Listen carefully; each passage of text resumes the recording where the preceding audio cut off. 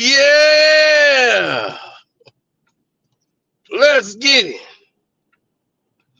What? Hey. Hey. Yeah. Let's get to it, baby. Yeah. Oh, it's gonna get worse. Now, listen. All these people just launched a football show and don't know football. How did Cino give a better football prediction than the so-called Gilbert Arenas Gridiron Skip Bayless show? Yeah. Here we go. Now,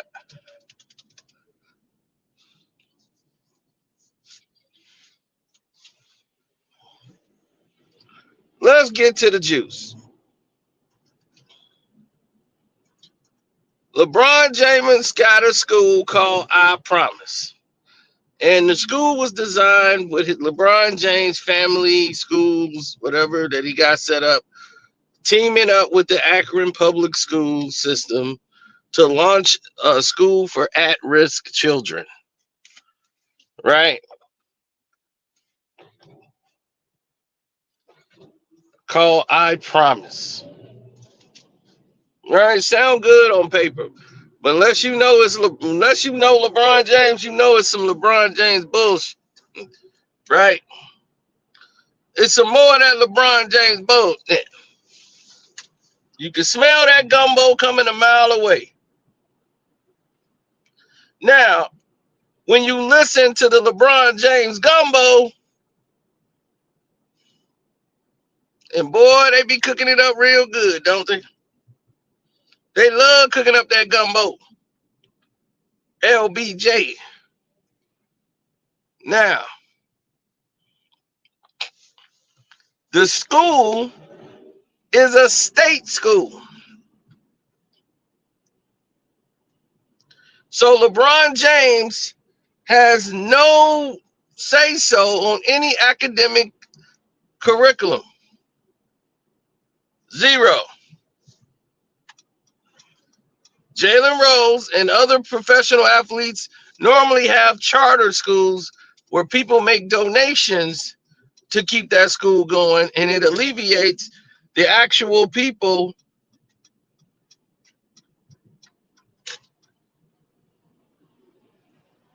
They don't have to put their tax money towards it because it's off of donations.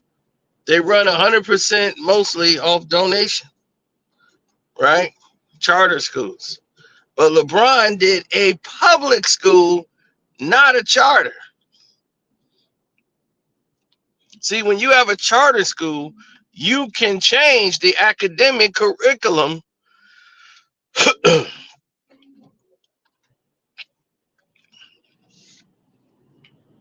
to put in what you like. Now, when you don't do this and you basically make it a state school, that means the state, whatever funds they have and what they allocate over to Akron, you're just another public school.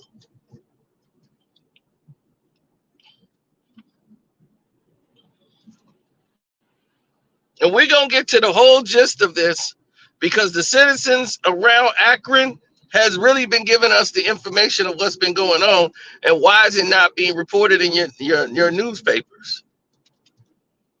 Nobody in the news is talking about this. It just came and go by. So a teacher, we all knew that because a teacher was reprimanded for abusing a kid at the LeBron James school,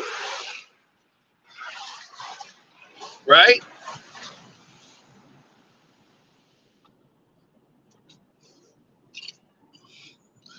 That person spoke out, made the statement they said. That didn't prompt any investigations. They handled everything internally.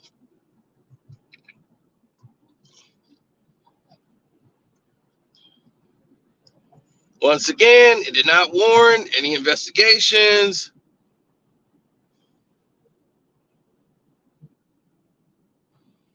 Right?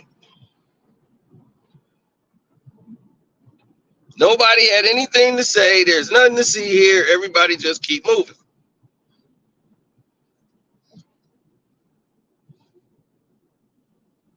But then something did happen.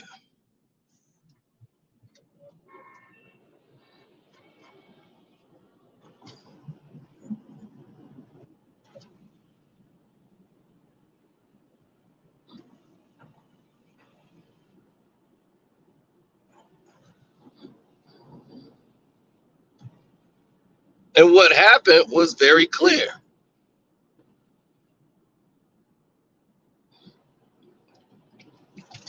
LeBron James and his school, none of the children in years has passed the state's basic math test. None of them within years.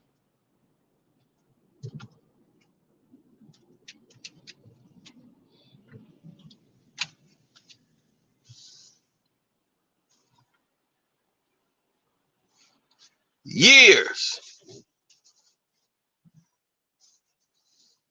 Now, nobody is, how did it go by the state? All these years, nobody is passing the basic math test. It's a state required math test. And no one is passing it from LeBron James School. Not one student. That's not a failure of the community. That's the failure of the education department. Not one student in years have passed a basic math test.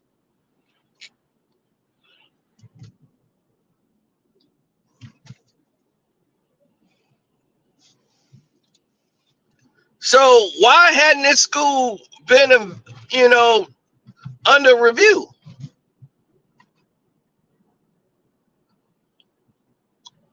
Well, come to find out that there's been an investigation going on internally at the I Promise school behind these actions. You see, what was transpiring there wasn't supposed to go down. Because this is like, say, what's that? What was that? Stand By Me with Joe Clark, when they had to pass the state's basic exams or be shut down. You had to have a certain amount of students to pass this exam.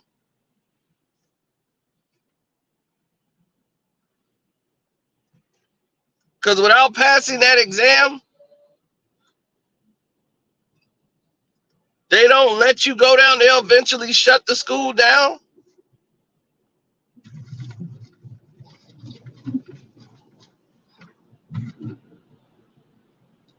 So some internal investigations is going on as to why this is happening.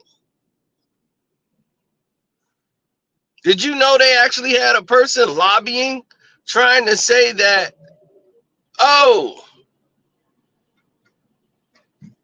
those tests are culturally biased? They actually tried to go with a cultural bias to try to get around the fact that they couldn't pass a math test.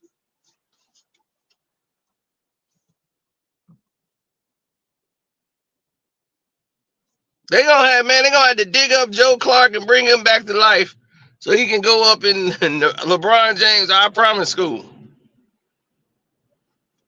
I told y'all. That's gonna be a no. LeBron James, I promise, school, you're gonna have to learn the school anthem. School anthem is you can stack up a team, get a big three, win a championship, and you're better than Kobe. That's what you gotta learn right now. Michael Jordan, he's yesterday's news.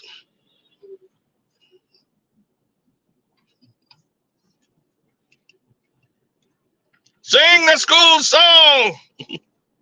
LeBron, you are king. We respect LeBron. He's the king. He's the king.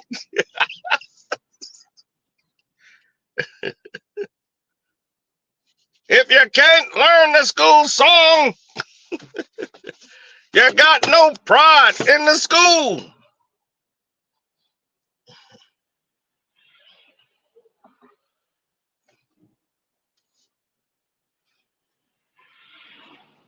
Oh, this time you can't take no bat. Joe Clark got to have a gun.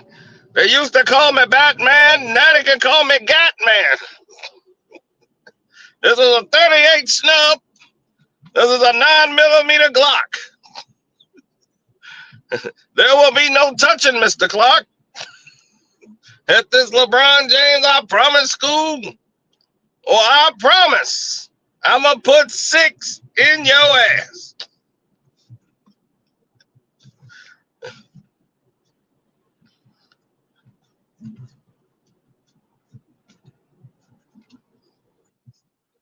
Now, back to the seriousness of it. So, taking this path has led everybody down this road of anger and upset. People are pointing fingers, trying to blame who and whose fault it is. And they've been having parent-teacher conferences.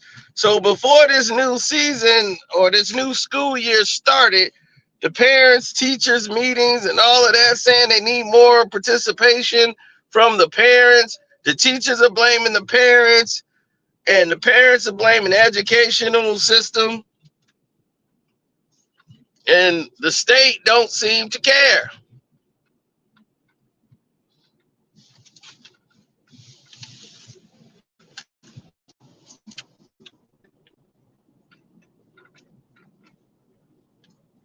And why doesn't the state care? Because they don't have to. The government is paying the money, and the school is staying open. Now, I know you got a big question that you want to ask, that you're probably really asking yourself and scratching your head about. What this got to do with LeBron James? Even though his school bears his name, what this really got to do with LeBron? Well, I'm glad you asked.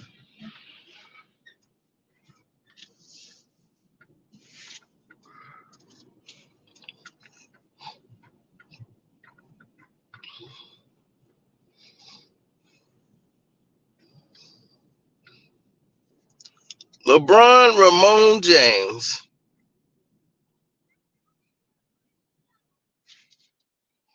they said he put up his own money for this when he didn't put up a dime.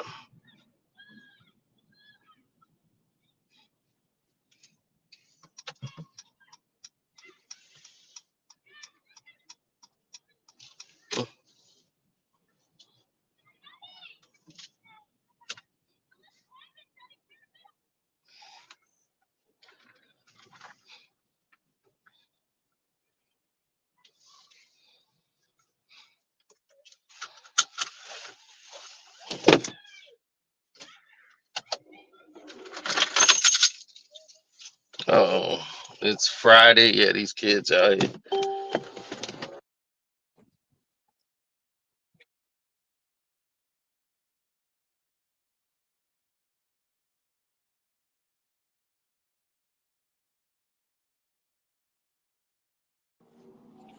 Oh, can you guys hear me okay?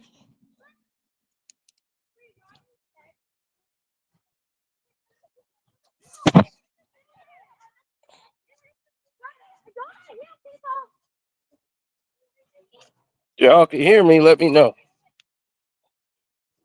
Because I'm outside the car. So you probably can't hear me that clear.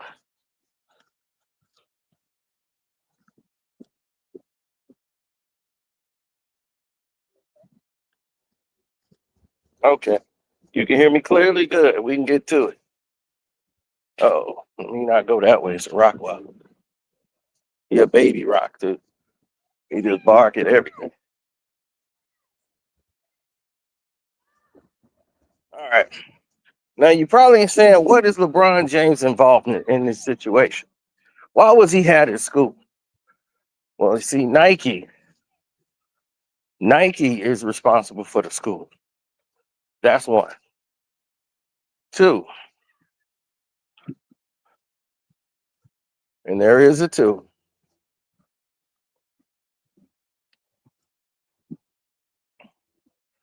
LeBron Ramon James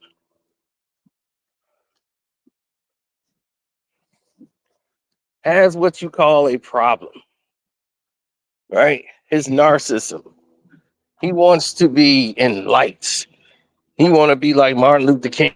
He got the Malcolm X glasses on, civil rights suit out there, cutting the ribbon. Savannah looked like she just fell out of bed.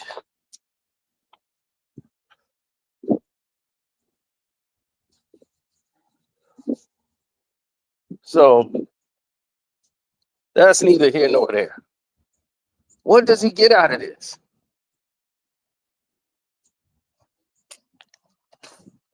Why would they be putting this project together? Because it's not like Akron cares about the people, right?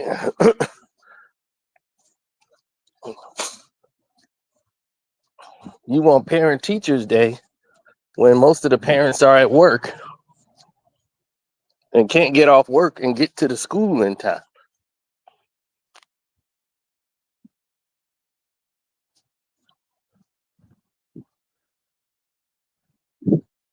But when a kid can't pass, not one child can pass a basic math test, that's a reflection on the educational system. So what is LeBron and them really doing there with the school? Why is this school still staying open? The reason why is because this is a good place you can funnel money through. Yep, you can funnel a lot of tax money through this and say, oh, I donated this to the school. But where did it go? Hmm? See, the state could easily finagle money through here and make it all disappear. Saying they bought school books, saying they bought this, saying they did these things. And none of it is going through. And all these government packs and all the money that's supposed to be going here, not going there at all. And people start doing cuts. Well, we got to do cuts now because it's not working out.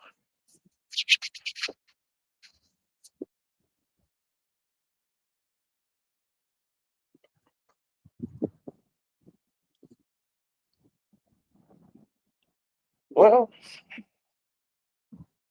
there are a lot of people that usually don't get it.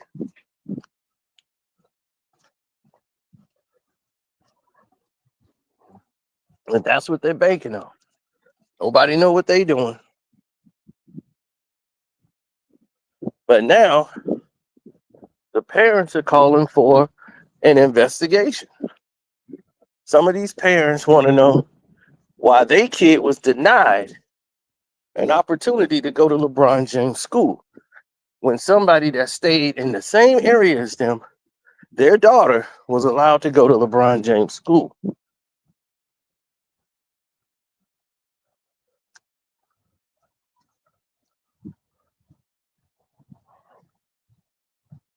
Now,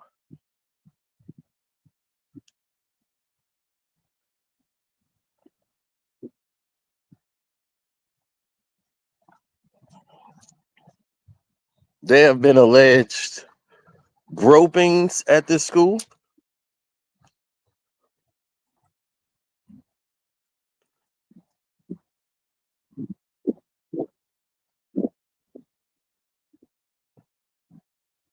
Yep. Kids are being taken on trips unsupervised by parents to meet with shady investors from Dubai who's supposed to be building, oh, what's this new structural park for to donate a bus. Who are these Dubai people? And who says you can bring these kids around these guys, these grown men and adults from Dubai?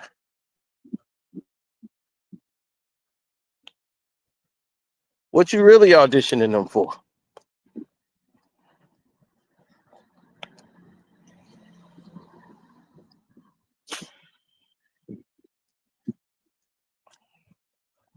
Oh, did they forget to mention that the majority of the students are female? Largely?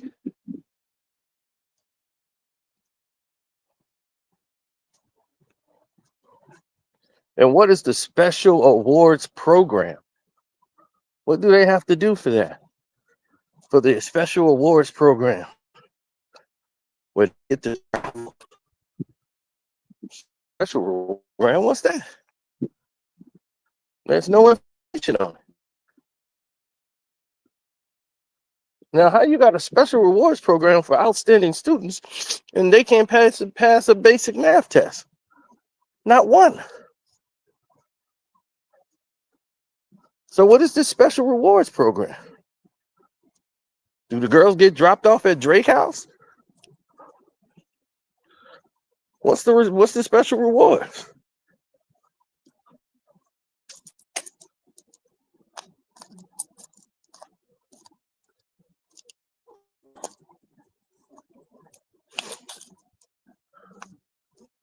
I mean, this is our children that we're talking about.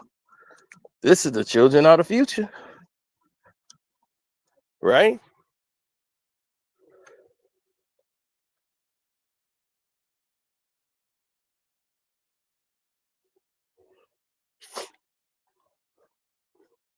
So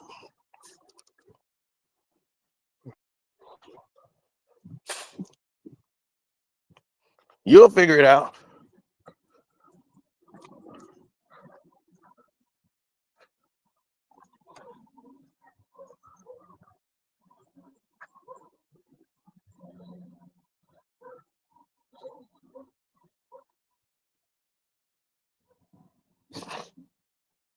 If they cared about LeBron James starting a new league, the NBA would have would have said something. They don't care. The NBA does not care about LeBron James and Nikolai Jokic starting a basketball league. Let him waste his money. LeBron's doing that because he learned he might not get the Vegas team when they open up. The billionaires are coming in who got real billions, and they're going to be investors. How you doing? Good. How are you? I'm all right. So with those investing partners, they don't need LeBron James. So they were like, LeBron could partner with them. No. Agreed, Adam.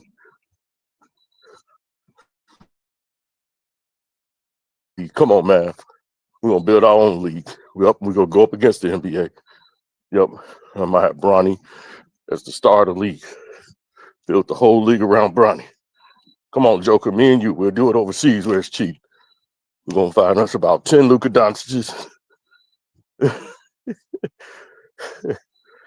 Then over there in my league, sometimes I could play on my team. It'd be like the big three. So if it'll be 5 of us, so it'll be like big 5.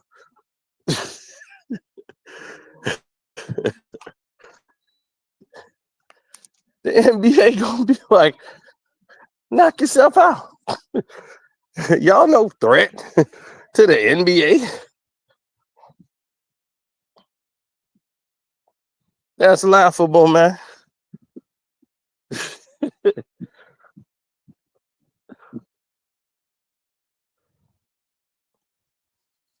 A threat to the NBA?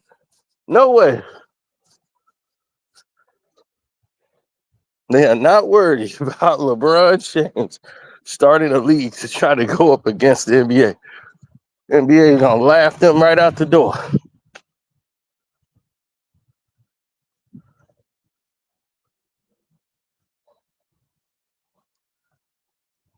See, y'all got to remember, LeBron's an idiot. And once you have an idiot, you don't know how many businesses and stuff, everything he does flop. Why everybody think like he got a chance to actually do something? Did you see Space Jam 2? All right, then. House Party remake. What else you need to know? The LeBron James gym shoe. Hell, he don't even wear shoes. He was wearing a pair of Jordans the other night.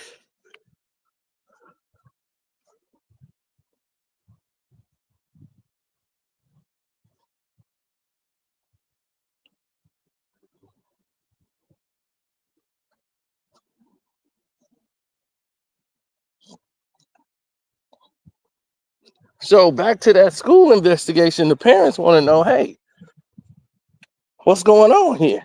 We want an investigation into this school and how this selection process is going.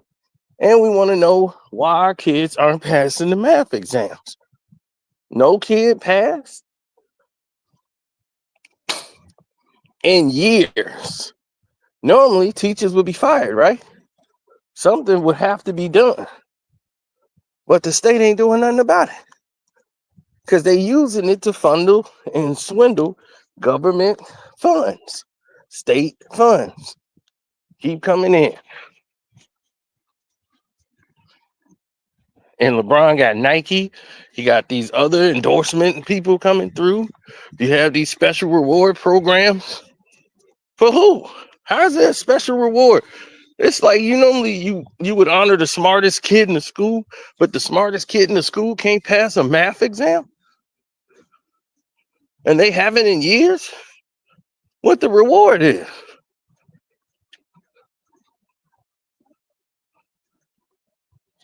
So the fact that I ask questions is the questions that somebody else who are parents and have kids should be asking. Right? Am I right or am I right?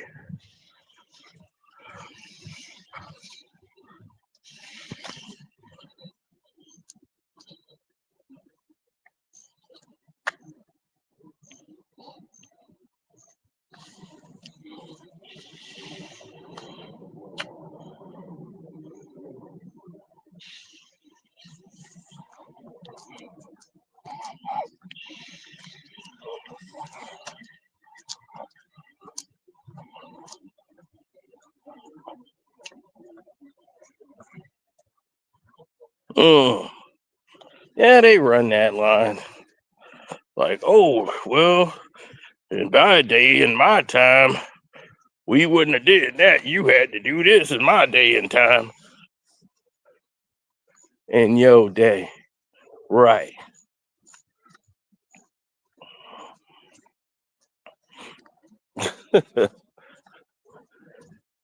No, it's abuse of the company. Here it is. You got Russell Westbrook, right? Westbrook can't get on the court. Why? His gameplay dictates he can't play ball? No.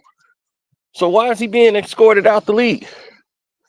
Did Carmelo Anthony abilities tell him, oh, Melo, you can't be in the league? You fell off.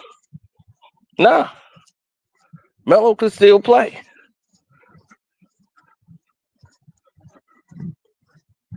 Russell Westbrook's stats are up there with LeBron James, if not better.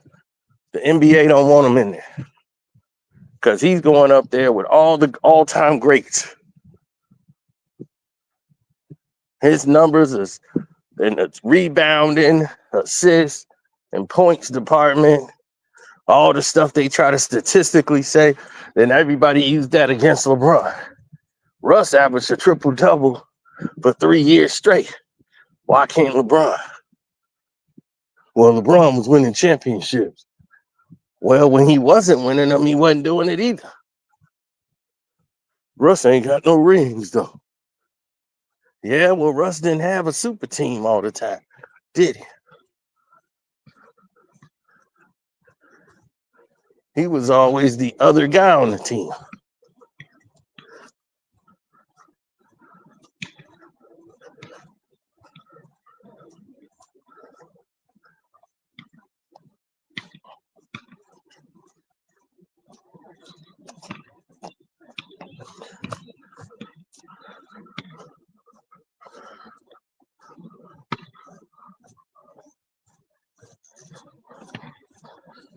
Well, there never was a time that you would lose focus of your goals or what you was supposed to do or the meaningness of it. When you wanted to get yourself better or sharpen your skills and get your skills set up.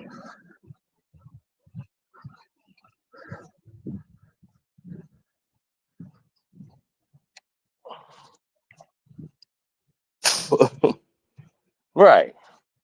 So that's a whole nother thing, man. Will the government come in? The government will have to, the parents would have to get together so that the state will have to come in and evaluate what's going on. So now it's internal. So this whole thing is coming internally. Now, if the government got involved, then that would be different. But the state will be handling it. So they're coming in, they're going to investigate what's going on. They're going to have to open the books. But all of this has been kept out of the news. Why? These parents have been talking about activities that's been going there because these are the citizens of Akron. Now, once again, let's get back to the LeBron James part of it and why they're willing to do this. Now, LeBron is acting like he's trying to help black kids, right? No, he's not. You know what LeBron James is helping? LeBron James. That's it. He don't care about black kids, nobody's kids. LeBron is doing this because they're using that school to help gentrify the area. All around LeBron James schools, they're moving out black kids, moving in white kids, moving them all out. So pretty soon, that I Promise school gonna be an all I Promise is gonna be white school. You're gonna see a bunch of Ukrainians from Cleveland going to the I Promise school.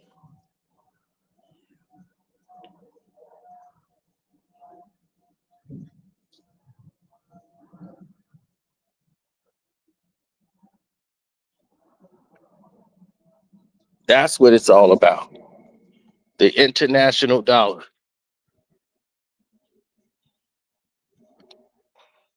They use black kids to get the media attention so James can get the oohs and ahs.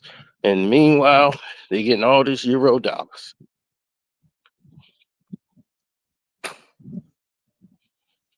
They want to go to LeBron James school.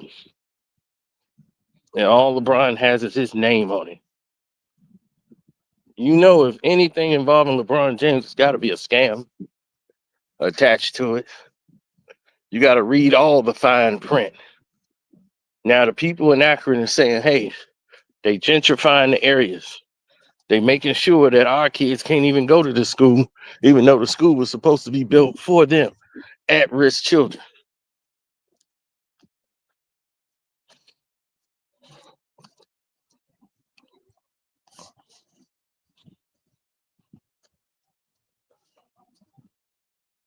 See, that's that real talk that they don't want heard.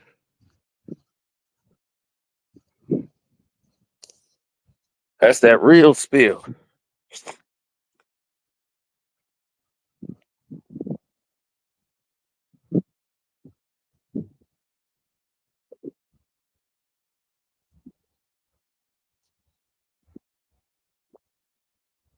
Now,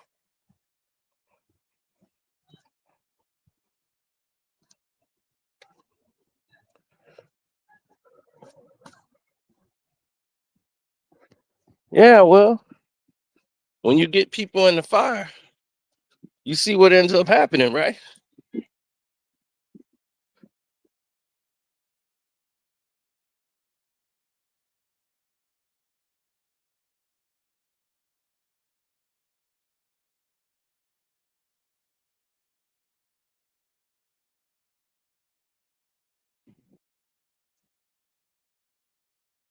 Well,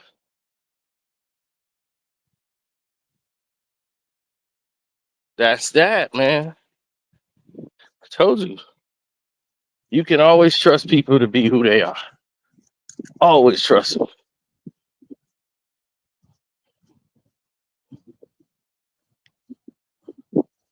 When you're not used to having a lot of people as company or coming to see you, visit, etc. Right? And then they finally come and start visiting, you seen, and they pumping you up and your head get all big. And you don't see the real motive of why they're there in the first place. Why did they choose now to come around?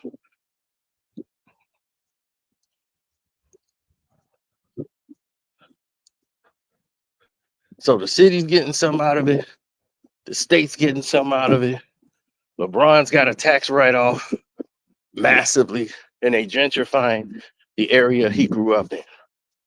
Meanwhile, the people in Akron got to move. They're being forced out their homes, evicted, and LeBron James has just bought a new Aston Martin. And y'all walking around calling him the king. So that's what's happening up there. And the only people that's having these meetings and caring is the people in Akron. They got a lot of questions that they want answered. They haven't been getting answered. So naturally, they'll want them answered, right? So we'll see how it all plays out. Meanwhile, we'll keep doing what it do.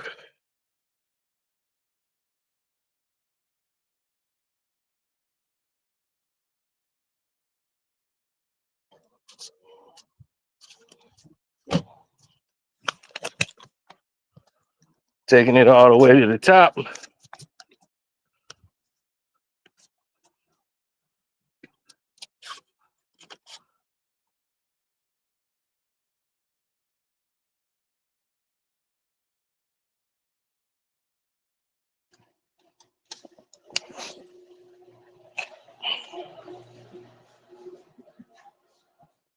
We might do a panel tonight. Depends on how I feel.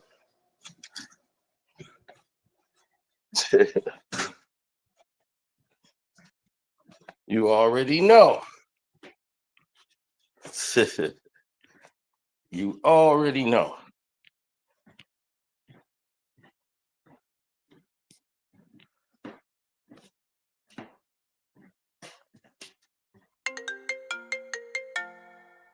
Hold on. Hello? Yeah, 5-0. Yo, who's this, man? Is you know what this is. It's your worst nightmares. Ja. It's rule. Yeah, you thought you finished me, huh? Yeah, I see you turn down that internet challenge. Yeah, let's do that IG challenge, baby, me and you. Josh, you bumped your head. Is this really Josh? Somebody pranking me, man? Is this really Josh? How you get this number, man? Anyway, you must have bumped your head, man. Why in the world would I battle you, man? You ain't got no songs. I mean, really, only songs you got is like with Ashanti or something. You don't have no songs on your own.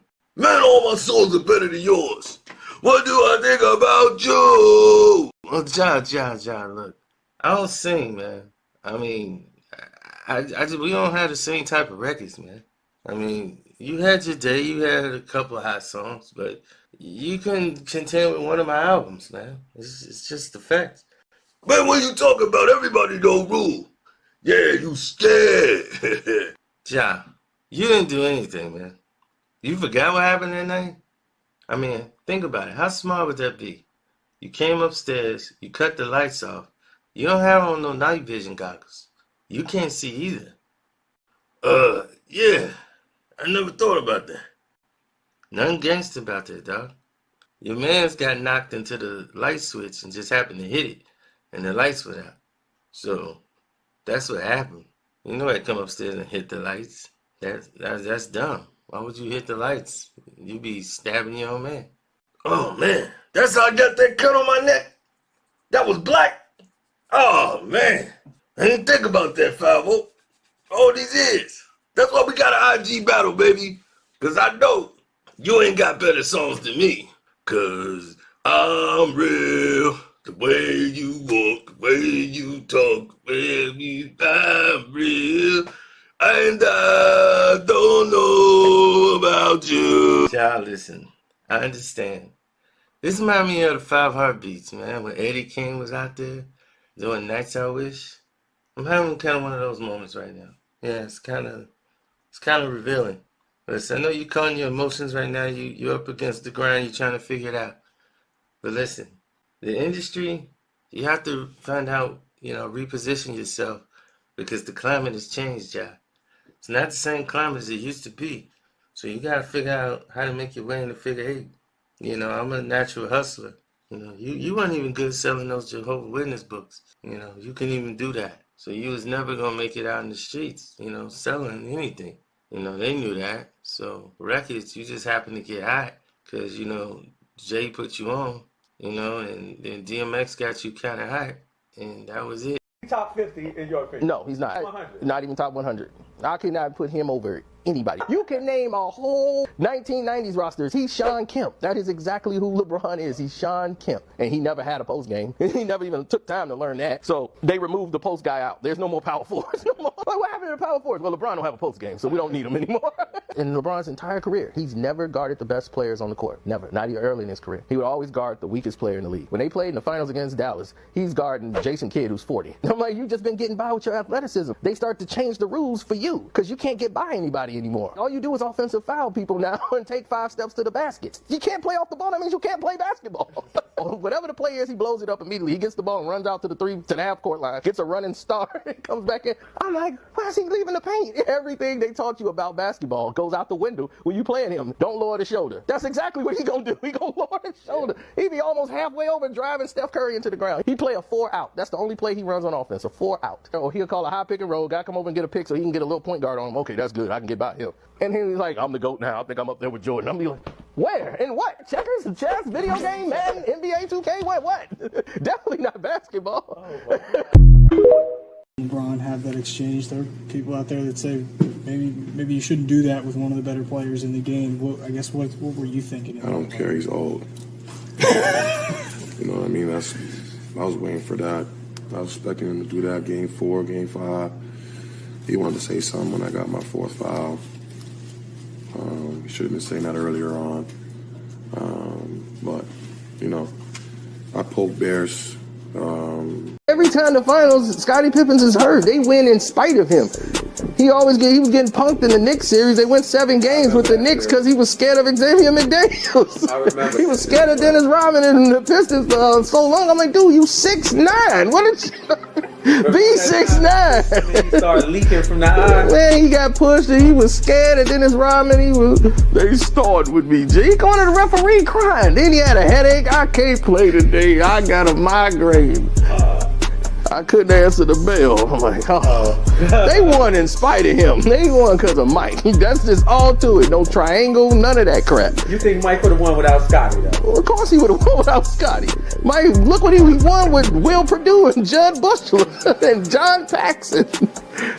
Pax did good. He hit that open shot, but there was a reason he was open. That's facts. But do you feel like Scotty's underrated? No, he's overrated. He's grossly overrated. Grossly overrated. They put him in the top 50 players. He's in the Hall of Fame.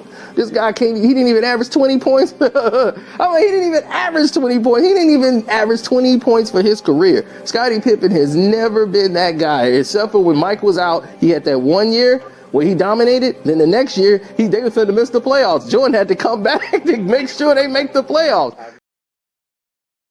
Mm-hmm. Tell them about it, Cino. If he played in the 80s and 90s, LeBron James would be a CBA player. He's nobody but Sean King. Let's go through the facts. Footwork. He has no footwork. His footwork is terrible. Can't dribble. He lowers his shoulders and run over people. That's an offensive foul. It's just unsolved. Jump shot is terrible. Can't shoot threes. Free throws. Can't shoot free throws. He don't play no damn defense. So can somebody please explain this story to me? How the hell would he be on the number one list? Every time the finals, Scottie Pippen is hurt. They win in the Lord Thomas III, Oscar Robertson, Larry Bird. Are we going in order? Yeah, this is my order. That's Mike would probably be fifth. Michael Jordan would be fifth. Then Kobe. Then Magic. I put Magic up there. He's corrupted this league. He's done everything wrong in this league. He done ruined the historical value of the All-Star game to make it all about him. LeBron's team. Team LeBron versus Team Curry. Now it's exciting. No, it wasn't exciting because you want to put players on your team because you can't win on the East. We ain't got no good players. There was good players on the East. You suck. So you couldn't beat the West. That's just what it was. So he got tired of losing in the All-Star game every year, so now he want to change it up. The problem wasn't the All-Star game people on the East and West and switching it all up. That wasn't the problem. The problem was you weren't playing. Y'all were just sitting out there letting people dunk and y'all having conversations on the court. It's like, dude, y'all gonna even play? This is boring. Ain't nobody even watching this. Y'all. All facts. They sat me right down on a live interview with LeBron James. It's going to be the livest, most broke internet in the history of mankind. That 5 minutes is going to be incredible because that's how long that live stream is going to probably last. 5 minutes. Because that interview is going to be over. I will not get past 2 questions. So, LeBron, have you ever took steroids? First question out the bag. Have you ever took steroids? Your PEDs, EPO. Have you ever did that in your life? That's the first question out the bag. Let's see how he answered that. Then we get to the other questions. And he ain't gonna like none of them. All these back LeBron James rub down shows, we got enough of those. Then you We got tons of them. keep LeBron James away from the GOAT conversation. You can never have lost your confidence on a basketball court and can be considered greatest of all time. This man has lost his confidence in NBA finals. To go to the finals as many times as he did with all the advantages he had, he has come up short. He called himself the greatest player of all time. On his own show, when you're great, that's for other people to say about you, not for you to say about yourself. You're trying to convince is from the west side of Chicago, who goes by the name Isaiah Lord Thomas III. The greatest basketball player to ever live is right there. Better than Jordan, better than Bird, better than Kareem, better than anybody you can name. Nobody was better than Zeke. The greatest player ever. Won at every level. You remember when Jordan and him had that little beef and he got him kicked off the Olympics? Oh, yeah. That was kind of foul. Of course, and that was the first time people saw Michael Jordan for what he really was. What he is. A piece of crap.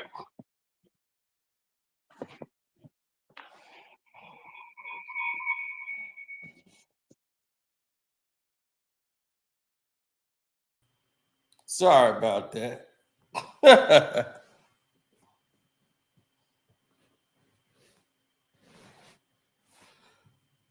Oh, no. See?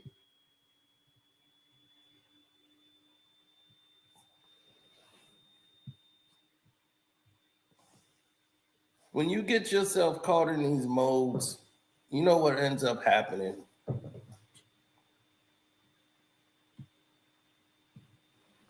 You end up getting yourself you get yourself caught into these trends, right?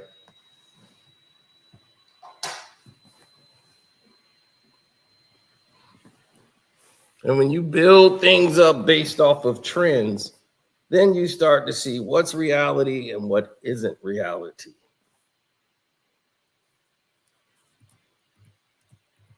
Mm-hmm.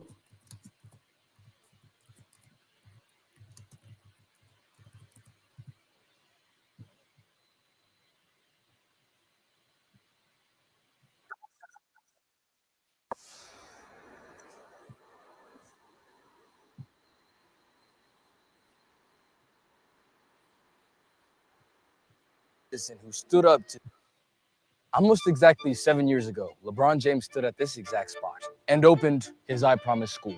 Arguably the greatest accomplishment in his entire career. He was lauded as a philanthropist, visionary, and a private citizen who stood up to do what the government wouldn't. It was universally celebrated as a success. But since then, So for 3 years, not one child passed the state test in math, not one. Principal of a LeBron James I Promise school in Akron has submitted her resignation following an allegation that she slapped an 11-year-old student. A quote, death note was found on the school grounds, and that note found sometime last week had a list of names of teachers and students who work and attend the school. The amount of tears that I saw from teachers that work there. what's up, y'all? I'm Kip Kame 11, and I'm here in Akron, Ohio to find out why is LeBron James's I Promise school failing? Well, to begin, we have to go back to 2004. Fresh out of Akron, Ohio, LeBron James let all the naysayers know that he was the truth. After a successful Rookie of the Year campaign and an $87 million Nike deal, LeBron was a far cry away from where he was even just a year ago. Still possessing a strong allegiance to Akron, LeBron founded the LeBron James Family Foundation as a 19-year-old, as a way to help out struggling children like him when he was growing up. As his career accolades and profile grew, so did his organization. In 2005, LeBron hosted his first annual bike-a-thon, with kids from Akron riding along with him, joined by NBA friends Carmelo Anthony and Dwayne Wade. He continued to provide steadily for his community and took it up a notch in 2011, where he started the I Promise initiative, a program that gave resources to underprivileged children in Akron in order to help them succeed with school. This would go from bikes to computers to even annual trips at amusement parks. I love being in this program. It's life-changing. After a few years, this initiative expanded to the I Promise School as a way for kids who are at risk of flunking out and being claimed by Akron's tough environments, like LeBron almost famously was, to express themselves and be supported. It was a fantastic idea and the first of its kind. There have been schools opened by celebrities before, like Deion Sanders' Prime Prep Academy, Will Smith's New Village Academy, and Kanye's Donda Academy, all with varying levels of success. LeBron's school, however, was different. It was a fully public school as opposed to private school or academy, fully integrated into the Akron public school system, and operated as such. Only that it's got over 100 of LeBron's game-worn shoes inside, and over $1 million a year in extra funding. This was history in the making. In a regular public school, LeBron James became the vice principal. But seriously, in America, there hasn't been a large-scale project like this. One of the reasons being, I'd be remiss not to mention, is that LeBron is, again, a private citizen attempting to revolutionize schooling for lower-income families and children. What he's doing is venturing into uncharted waters. Not only has he opened a school, he's opened up transitional housing down the block from the school for families and parents of students who might be experiencing bouts of homelessness. There are 50 families here who prior to this had struggles with finding housing. This initiative right here gives them a home. Less than 2 blocks away from the I Promise school. There's also the I Promise apartments, geared for longer term stay. Then there's House 330, where parents of kids are employed by the facilities to give them work. I talked to some of the people there, and they had nothing but wonderful things to say about the foundation. I was never accepted into LeBron Foundation. I don't think I would have known truly what to do in life. There are schools out there that receive additional funding, but you're not going to find them in America. You might find them in Japan. This is a very nice school. What? Or a private school. There's no place in America that's providing public school resources to a facility such as this, except for LeBron. So, what's the problem? Well, for starters, we have to address what exactly it was that made I Promise so special in the first place. Beyond the grand name and media attention, there were genuine benefits that looked to be promising for children coming from different backgrounds. The inaugural principal for the school, Brandy Davis, an Akron native and 18-year veteran of Akron Public Schools, put it plainly in national news circuits. We are going to be that groundbreaking school that will be a nationally recognized model for urban and public school excellence. We are letting people know it is about true wraparound support, true family integration, and true compassion. Wraparound support, like a hug. That's one of the core tenets of the I Promise School. It's the vibe that LeBron James and his, family foundation were looking to cultivate. It's plastered everywhere around the school, and it's even the first thing you see on the website, and also when you pull up to the school. The I Promise School was looking to create an environment where kids at school felt like they were at home, and that their teachers were family. This was accomplished in a multitude of ways. On top of the taxpayer funding that I Promise got as a part of the Akron School District, something for some reason that drew ire in the local press, there's about $1.5 million extra that the LeBron James Family Foundation provides for the I Promise school budget. Given its rather elaborate interiors and miscellaneous costs that came with new features, the foundation spent approximately $2 million in the school's inception. This extra spending goes for creating smaller class sizes for children, free bikes, hiring tutors for after-school programs, free breakfast, lunch, and afternoon snacks, as well as an on-site family resource center, which includes a food drive, GED education classes, and lawyer services for parents of the I Promise kids. Beyond that, there was a significantly longer school year from July to May,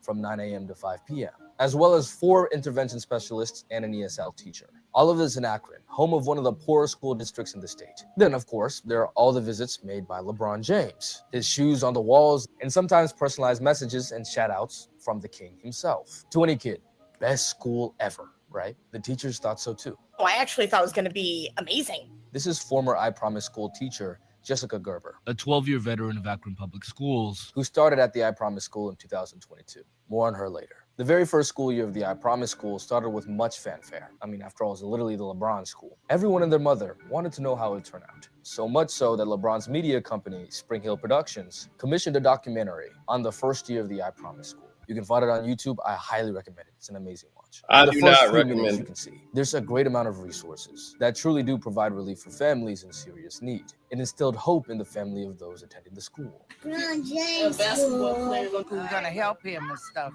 with his problem, like with his reading, everything. But now the issue, and the very big issue at that, is actually educating the kids. The way that students from the I Promise School were selected was through a lottery consisting of second graders from the bottom 25% of achievement levels in Akron, those classified as academically at risk. The lucky 120, or technically 240 because it was 3rd and 4th grade for the first year, would get placed into the I Promise School and receive nice perks like free uniforms and more serious ones like jobs for parents. All of these children came with baggage, and a lot of it. It tended to be the reason even that they were low achieving. They weren't able to focus on class because they were acting out. Oftentimes, this was because they had unstable home lives, with families not knowing how to prioritize education because they hadn't been down the path themselves and were busy worrying about other things. Take Nate, for example, a kid who was showcased on LeBron's Instagram story, who began at a kindergarten reading level. If something got too frustrating or intense for him, he would get up and walk out of the classroom. His teachers would say that he was so behind, not because he wasn't able to learn, but because he wasn't spending enough time in class. The lady who we saw from before was Nate's grandma,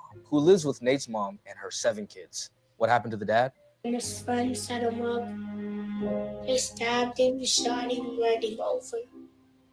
They stabbed him with a stone. On top of that, Nate had experienced a SWAT raid in his apartment complex after his uncle had been caught selling drugs. He says that he wasn't scared, but it's clear the experience impacted him. Oh, police, put your hands up! Nate is just one of such cases. And in a classroom, one of 20.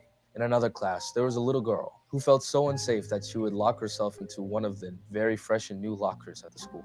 After a few weeks with the kids, one teacher admitted, You have the romantic thoughts, like, I'm going to change the world. So when you get in and you have 20 kids who struggle with school and you have some kids who have behavior issues, you kind of be like, okay, well, this is a little harder than I thought. Now, I'm not going to reveal all that happens for the documentary if you're looking to watch. But at the end of the day, it ends with phenomenal news that 92% of kids met or exceeded their expected state growth in both math and reading. And on average, the kids moved from the 1st percentile in English to the 9th percentile for 3rd grade and the 16th percentile for 4th grade. And in math, kids went from the first percentile of achievement levels to the 18th, and fourth graders went from the second percentile to the 30th. In that first year, the rate of growth in the I Promise school was better than 99% of schools nationwide. This was a huge win for I Promise, and things were looking up.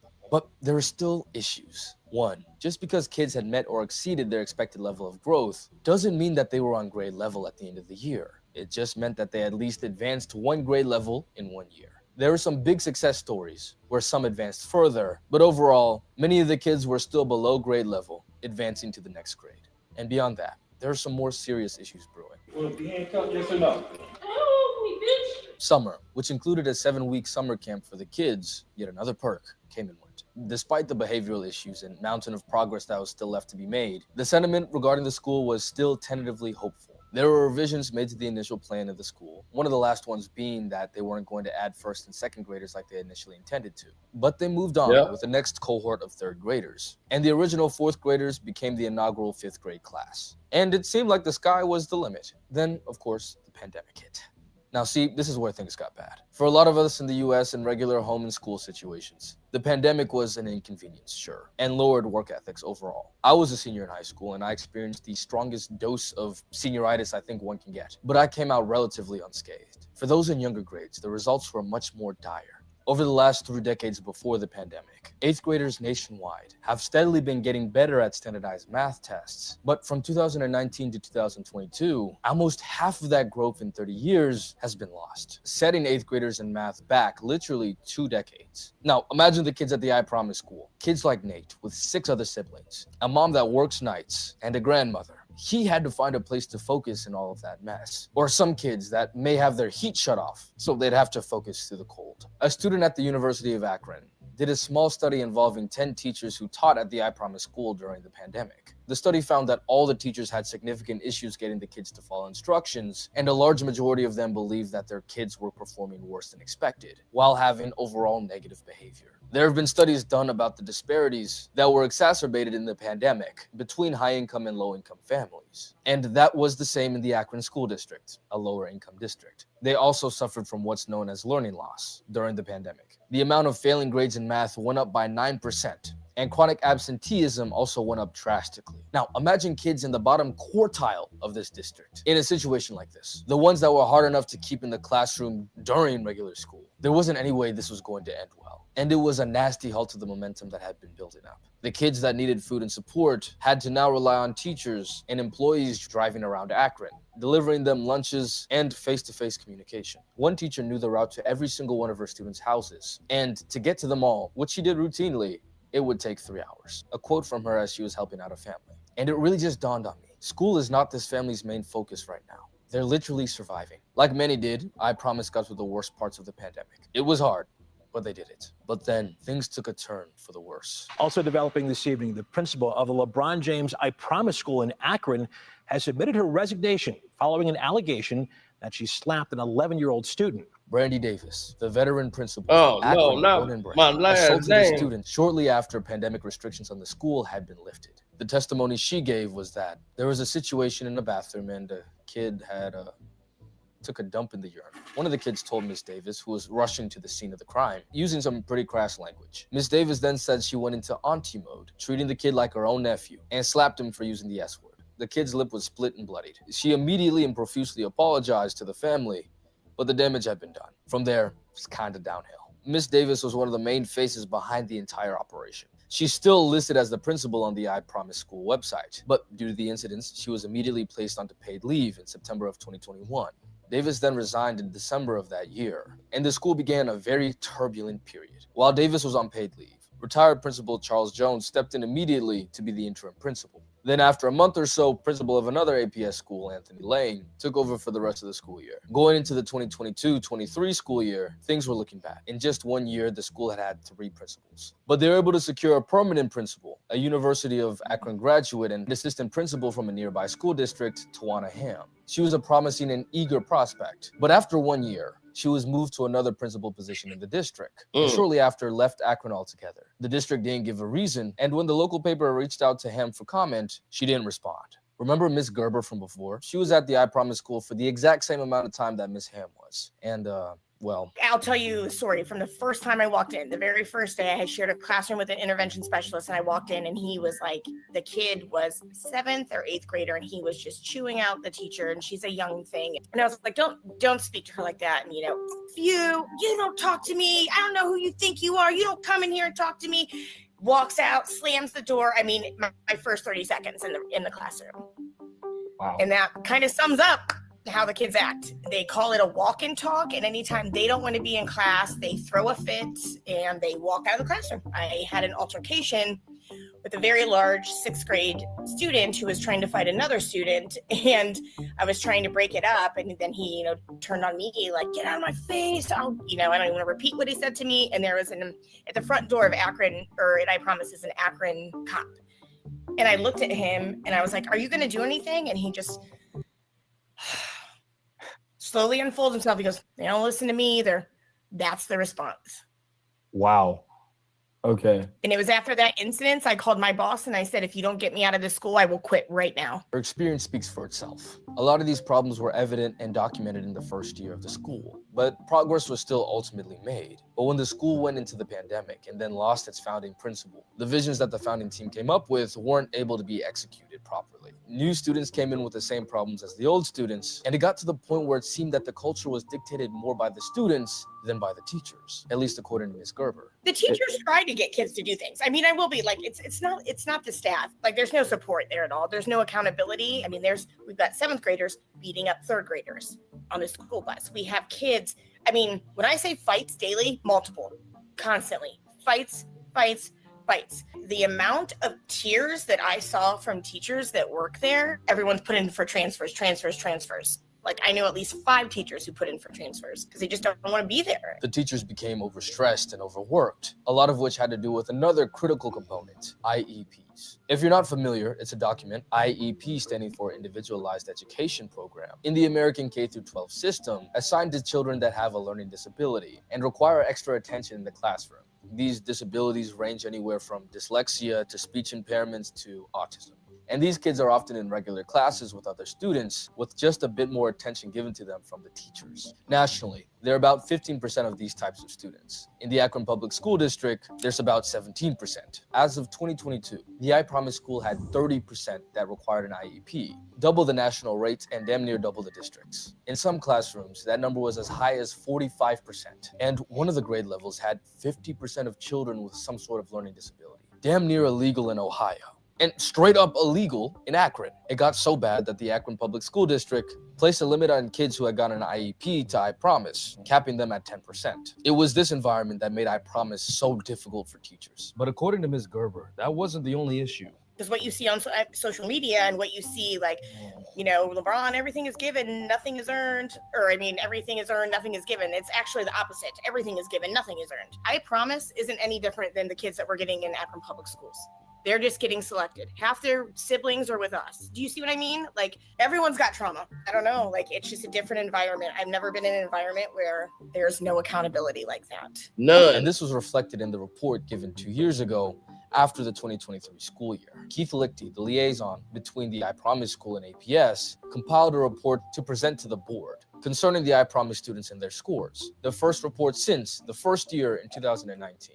But the news wasn't so good this time. 3 years, not one child passed the state test in math, not one. What this board member was referring to was this chart, one of a series in Keith's presentation that told a story quite opposite from the end of the first year, from a time of promise and opportunity to one of stagnation and even failure. After the pandemic, kids from the original 3rd grade class, with kids like Nate, not a single child passed a grade level state exam in math for 3 straight years. This is even more damning when considering their testing protocols. It takes the I Promise kids 5 weeks to finish a test. 5 minutes, I'm not kidding, and they want a break. I need a break. And they're allowed to have one. They get up and they walk out of the classroom. They need a break.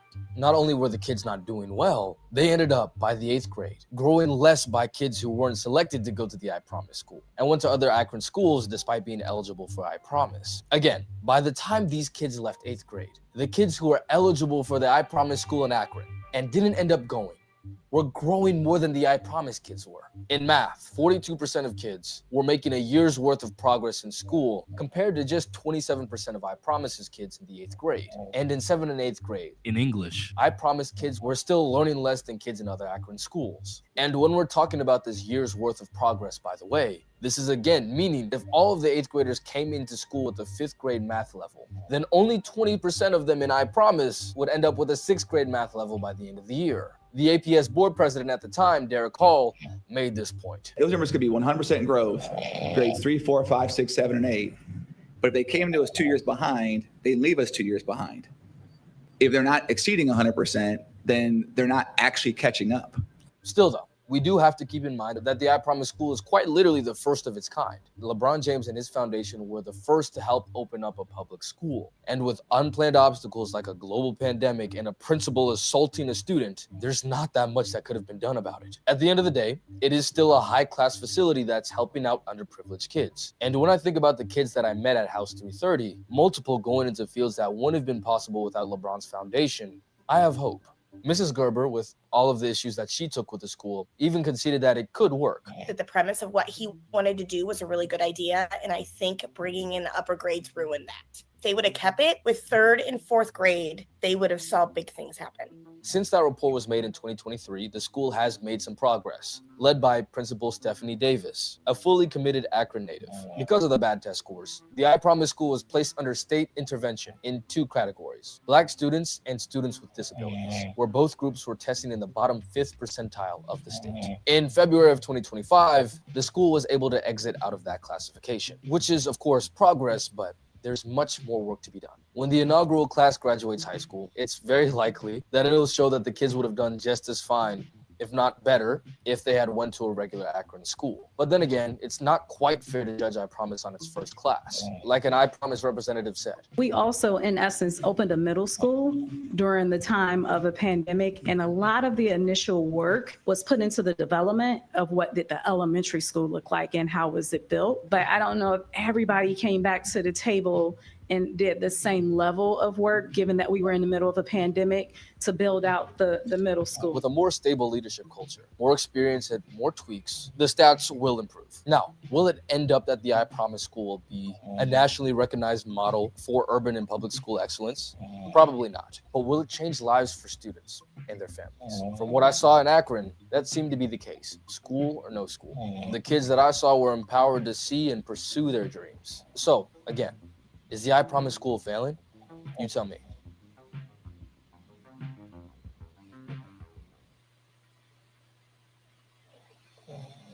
The worst thing about it is the laughter.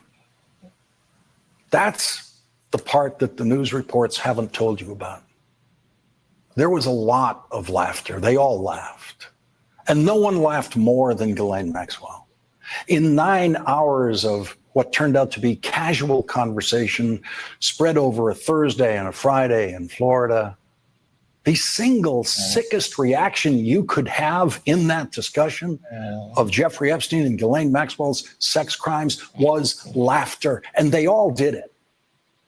Ghislaine Maxwell laughed the most, joined by her 3 criminal defense lawyers. And their laughter was joined by the 4 people from the Trump Justice Department sitting in that room with a convicted sex trafficker, an indicted perjurer, and they laughed the day away with her 2 days in a row. But that's not in the transcript released by the Trump Justice Department on a Friday afternoon, because it is not a real transcript of what actually happened in that room. No court reporter, no stenographer was allowed in that room. And so this transcript that we have, it's not real. On page 215 of this first day's transcript, a woman who is being called the official transcriptionist says in writing that she was, quote, provided audio recording media. And so this is not a transcript of everything that was said in that room. This is a transcript only of what was recorded in that room, and the recording was given to someone to type it up. So we have no idea what was said in that room before An FBI agent pressed record, and we have no idea what was said in that room after an FBI agent pressed stop. But thanks to the recording that we do have, we can hear the laughter. Most court reporters will note laughter when it occurs in a court transcript or a deposition transcript. But the laughter is not included in the transcript that was released. And news organizations trying to quickly report to you the news that's in that transcript do not have the time to listen to the audio recording. That's 9 hours. They can speed read the transcript much faster, and they can search for key words in the transcript and deliver to you what they think is the news contained in that transcript as fast as they can. But there's a price to that speed, because you don't find out about the laughter. The most perverse thing that you could possibly have done in that room was to fill that room with laughter, which Ghislaine Maxwell did repeatedly. Ghislaine Maxwell and Donald Trump's former criminal defense lawyer, who appeared to be acting as Donald Trump's criminal defense lawyer in that room, laughing about her memories and failure of memories, about her decades of time spent with Jeffrey Epstein, in which she described herself and her criminal co-conspirator Jeffrey Epstein as friends with benefits. She was friends with a lot of other people besides Jeffrey Epstein, according to her. And Donald Trump's former criminal defense lawyer, Todd Blanche, now the Deputy Attorney General of the United States of America, desperately wanted to get as many of those names in the transcript as possible so that the name Donald Trump could be swimming in a sea of other well-known names, including as many Kennedys as possible. Senator Ted Kennedy, who never met Jeffrey Epstein and died in 2009, was brought into the discussion by Todd Blanche, as was John F. Kennedy Jr., who died in 1999 and never met Jeffrey Epstein. But Todd Blanche managed to drag John F. Kennedy Jr. into this discussion, which was not an interview, was not a deposition. It was just what it sounds like when you listen to it, a pleasant discussion among friends. That's what it sounds like. Todd Blanche is friends with Ghislaine Maxwell's criminal defense lawyer. It was a very friendly chat.